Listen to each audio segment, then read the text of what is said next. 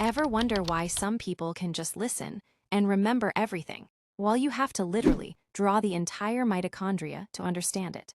That's because we all learn differently. So today, we're finding out which type of learner you are and how to study in a way that actually fits your brain. The visual learner.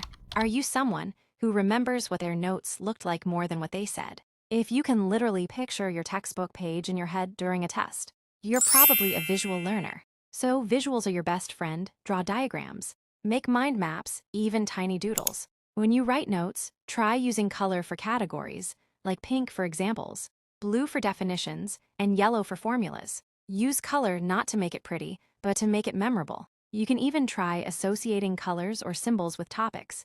For example, red for anything important, or an exclamation mark for concepts you keep forgetting. And if you get bored of reading, go for videos and animations. Seeing the concept in action will lock it in instantly. The auditory learner. If you remember song lyrics after hearing them once, or if reading your notes out loud helps you more than writing, you're an auditory learner. First off, talk to yourself, read your notes aloud, or explain the topic as if you're hosting a podcast. Record yourself and play it while getting ready or walking to school. It's like passive studying, but it works. Study with a friend and discuss concepts. Auditory learners pick things up when they hear and repeat, so turning information into rhythm or patterns helps too. Use mnemonic devices, like turning formulas into mini songs. No one has to hear it except you. The kinesthetic learner. If you can't sit still for too long, and your mind starts drifting off unless you're doing something, you're a kinesthetic learner. You need motion. So, instead of sitting still with your book open for hours, walk around while memorizing. I swear, pacing and reciting your notes makes a huge difference. You can also try using hand gestures when explaining, like literally acting out the process of photosynthesis or gravity. Sounds funny, but your brain remembers movement. Try using mini whiteboards or sticky notes that you can move around. Also, remember to take short breaks to reset your body and brain. The scribble learner. So your way of studying looks like writing the same thing 5 times, but it suddenly makes sense on the 5th.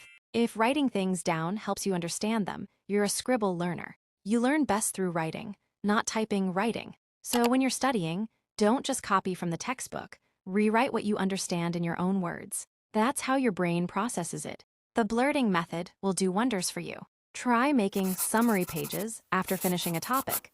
Just one messy sheet where you write all the key points. Also, journaling what you learned at the end of a study session. Like, today I understood this, but I still don't get that, helps your brain track progress. The teach learner.